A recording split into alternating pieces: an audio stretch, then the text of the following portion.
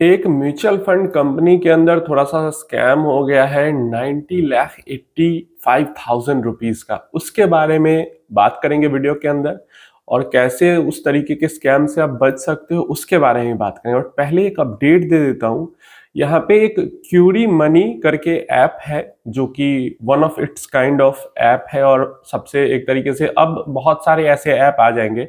भाई प्रमोशन नहीं कर रहा, जो अपडेट है न्यूज है वही दे रहा हूँ। 1 रुपया भी नहीं दिया इन्होंने, लेकिन अब पहली बार ऐसी चीज हो रही है तो डेफिनेटली बात करने वाली चीज है। तो यहाँ पे दो एएमसीज के बारे में अभी तक जानकारी है मुझे, और आगे चल के ये मुझे लगता है सारी एएमसीज के साथ टाई अप कर लेंगे। आईसीआईसीआई म्यूचुअल फंड और बजाज फिनसर्व म्यूचुअल फंड को लेकर न्यूज आई है कि क्यूरी मनी ऐप के थ्रू इनके लिक्विड फंड्स से आप पैसा नॉर्मल, जैसे आप अपने बैंक अकाउंट से यूपीआई के थ्रू कुछ सामान खरीदते हो और पेमेंट करते हो, वैसे आप पेमेंट कर सकते हो। समझ रहे हो कितनी बड़ी बात है। लिक्विड फंड में पैसा रहेगा, जनरेट भी उस पर रिटर्न अच्छा खासा होता रहेगा, और जब आपकी इच्छा हो आप उसको उससे पेमेंट कर सकते हो। अब ये चीज जरूर आपको समझनी होगी कि मैक्सिमम उसमें जो आप पेमेंट कर सकते हो एक दिन के अंदर, जितना भी आपका लिक्विड फंड में पैसा है उसका 90% तक कर सकते हो यूपीआई के थ्रू। या फिर अगर मान लो 1 लाख रुपए है तो दिन के अंदर आप 50,000 ही कर सकते हो, 50,000 मैक्सिमम। या फिर अगर मान लो 40,000 है तो 40,000 का 90%। क्योंकि ICICI mutual fund instant redemption का फीचर देती है, बजाज मतलब लगभग हर एएमसी अब इंस्टेंट रिडम्पशन का फीचर देती है अपने लिक्विड फंड के अंदर। तो आपने किसी ऐसे माध्यम से इन्वेस्टमेंट किया है स्टेटमेंट ऑफ अकाउंट में जिसमें आपकी होल्डिंग रहती है, तो आप अपने लिक्विड फंड से इंस्टेंट रिडीम कर सकते हैं पैसा। मतलब अभी रिडेम्पशन ऑर्डर डाला और अभी के अभी अकाउंट में पैसा आ गया। और ये वही या तो 50,000 रुपए, या तो जितना पैसा है, अगर 50,000 से कम है तो उसका 90%। तो इंस्टेंट रिडम्पशन और यूपीआई को एक साथ मिक्स करके इन्होंने लिक्विड फंड से ही पेमेंट करने का कुछ सिस्टम बना दिया, तो जो कि बहुत बढ़िया है मेरे ओपिनियन में। तो ये काफी अच्छी चीज है। आगे चल के अगर रेगुलेटर की तरफ से कुछ गाइडलाइन इसके ऊपर नहीं आती, या रेगुलेटर कुछ इसमें इंटरवेंशन नहीं करता है, तब तो टेक्नोलॉजी तो अच्छी है भाई, मुझे तो काफी सही लग रहा है। हो सकता है फ्यूचर में मैं भी यूज करूं। देखो, डीमैट अकाउंट से इंस्टेंट रिडम्पशन नहीं होता है। इंस्टेंट रिडम्पशन के लिए स्टेटमेंट ऑफ अकाउंट में ही होल्डिंग होनी चाहिए, जो कि अभी तक का जो सिस्टम है, आगे चल के होने लगे डीमैट अकाउंट से भी तो अलग चीज है। तो क्यूरी मनी ऐप से आप ये बेनिफिट उठा सकते हो। अब आगे चल के अब डेफिनेटली ये होगा, जैसे ये ऐप है तो ये इसी चीज को अपना यूनिक सेलिंग पॉइंट बना रही है। आगे चल के मान लो पेटीएम भी ऐसा कुछ अपने अंदर इंटीग्रेट कर दे, फोन पे भी कर दे, गूगल पे भी कर दे, तो अगेन इस ऐप को इन सब के साथ, जाइंट के साथ फाइट करना मुश्किल होगा। और डेफिनेटली इनके पास रिसोर्सेज है, वो इस चीज को फटाक से इंटीग्रेट कर सकते हैं। देखते हैं अब कौन सी ऐप है जो कि इस चीज को लेकर सामने आती है। अब बात करते हैं ये जो स्कैम हुआ है उसके बारे में।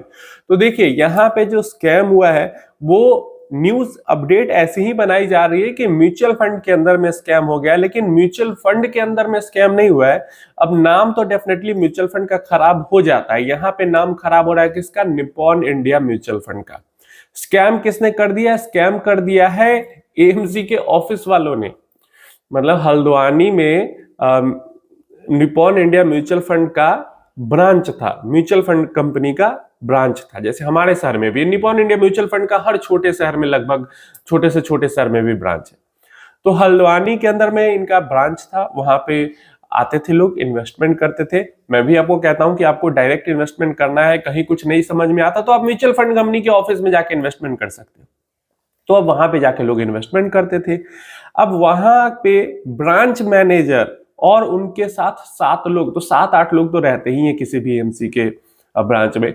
तो 7-8 लोगों ने, मतलब पूरे ब्रांच ने मिलके क्या किया है कि उन्होंने फर्जी डॉक्यूमेंट्स बना लिए, फर्जी डिजिटल साइन बना लिया, और सब कुछ उनके पास सिस्टम का एक्सेस था ही। तो सिस्टम का एक्सेस होना, फर्जी डॉक्यूमेंट्स, फर्जी सिग्नेचर बनाकर, और उन्होंने पैसा रिडीम कर लिया इन्वेस्टर का 90,85,000 रुपए, 90,85,000 रुपए। समझ में आ रहा है? अब देखो, ये तो बेवकूफी वाली ही चीज है, क्योंकि अब उन्होंने रिडीम किया और वो पकड़े भी जा चुके हैं। तो मुझे नहीं समझ में आ रहा है कि क्यों उन्होंने ऐसा किया, क्योंकि ये तो नॉर्मल सी चीज है भाई। आप अगर करोगे, यहाँ पे सब कुछ डिजिटल है, म्यूचुअल फंड इन्वेस्टमेंट में तो सब कुछ डिजिटल है, तो कोई भी अगर ऐसा कुछ करेगा, पैसा किस बैंक अकाउंट में जा रहा है, कहां से, किस सिस्टम से, किस आईपी एड्रेस से उसको विड्रॉ किया गया है या चेंज किए गए हैं डॉक्यूमेंट, सब कुछ पकड़ा जा सकता है। तो इसलिए मुझे तो लगता है इस तरीके का जो स्कैम कर रहे हैं वही बेवकूफ है। मान लो इस तरीके का कोई स्कैम अगर आपके साथ हो भी जाता है तो भी आपको डरने की जरूरत नहीं है। क्यों? क्योंकि सबसे पहले तो इस तरीके का स्कैम करेगा वो 100 में से 100 बार मुझे लगता है पकड़ा जाएगा, तो पैसे तो आपके वापस आ जाएंगे। मान लो पकड़ा नहीं जाता, या मान लो पकड़ने के बाद भी उसने पैसे खर्च कर दिए, जैसे इस केस में जो पैसा है वो बैंक अकाउंट के अंदर ट्रांसफर किया गया, उसके बाद काफी सारी ज्वेलरी वगैरह खरीद ली गई, तो सेबी ने जो इन्वेस्टर प्रोटेक्शन फंड बना के रखा है, जिसके अंदर थोड़ा थोड़ा पैसा जमा होते रहता है हमेशा, तो वो इन्वेस्टर प्रोटेक्शन फंड का पैसा इसीलिए होता है, अगर इस टाइप का स्कैम हो जाता है, कोई ब्रोकर के अंदर कोई स्टाफ कर देता है, या ये जैसे एएमसी के अंदर ब्रांच के अंदर स्टाफ ने कर दिया, तो अगर पैसा नहीं मिल पाता, नहीं पकड़े जाते हैं, तो आप एप्लीकेशन दीजिएगा, आपको इन्वेस्टर प्रोटेक्शन फंड से पैसा मिलता है।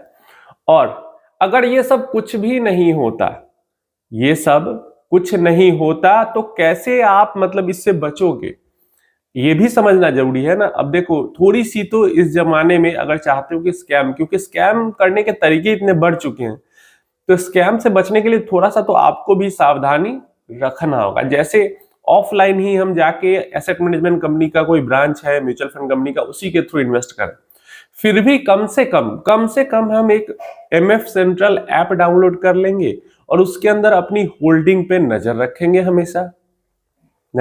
हमेशा, जैसे कुछ इधर उधर होगा हमें पता चलेगा। या फिर मान लो 2 एएमसी के अंदर में, 2 म्यूचुअल फंड कंपनी के अंदर में हमारा पैसा इन्वेस्टमेंट है, फिर भी एमएफ सेंट्रल पे भी दिखेगा वो चीज। लेकिन अगर हम चाहते हैं कि नहीं, हम भाई म्यूचुअल फंड कंपनी की ही ऐप डाउनलोड करके उसी पे अपना देखते रहेंगे, तो अगर आज के जमाने में ऐसी हो चुकी है कि हमने इन्वेस्ट करके और भूल गए, छोड़ दिया, तो हो सकता है आपका पैसा यही स्कैम में कोई निकाल ले और 10 साल बाद आपको पता चले कि वो तो कब का खत्म हो चुका है। क्योंकि कम से कम आपको जानकारी होगी कि आपके साथ स्कैम हो गया, तभी तो आप किसी को कंप्लेन कर पाओगे, अपना पैसा मांग पाओगे किसी से। अगर पैसा रिकवरी हो जाता है तो वो पैसा आपको मिल जाएगा, रिकवरी नहीं होती है तो इन्वेस्टर प्रोटेक्शन फंड से मिलेगा। लेकिन इसके लिए जानकारी भी तो होनी चाहिए कि मेरे साथ स्कैम हो गया है।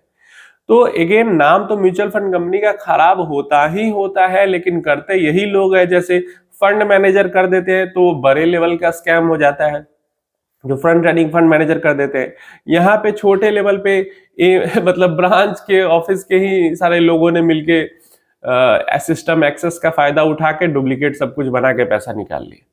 कुछ महीनों या मैं कहूँ 1 साल पहले न्यूज आई थी कि एक डिस्ट्रीब्यूटर ने कर दिया था। तो ये सब तो ये मतलब कुछ भी हो जाए, लेकिन इस लेवल की जो चीजें हैं उसको प्रोटेक्ट करना बहुत ज्यादा मुश्किल है। नामुमकिन मैं नहीं कहूंगा, फ्यूचर में सभी कुछ करे जिससे ऐसा कुछ हो, लेकिन बहुत ज्यादा मुश्किल है। अब क्योंकि ये एएमसी के अंदर के लोग थे, इसलिए डॉक्यूमेंट चेंज कर पाना या सिग्नेचर डिजिटल चेंज कर पाना, ये सब इनके लिए आसान था, सिस्टम का एक्सेस था। अब क्या कर सकते हैं, इनका ही मतलब मन बदल गया, मन में चोरी आ गई। इंसान है भाई, कभी भी कुछ भी हो सकता है। अपनी तरफ से सतर्कता रखना जरूरी है। उम्मीद है इन्फॉर्मेशन हेल्पफुल होगी। कोई क्वेश्चन क्यूरी है नीचे कमेंट बॉक्स में पूछ लेना।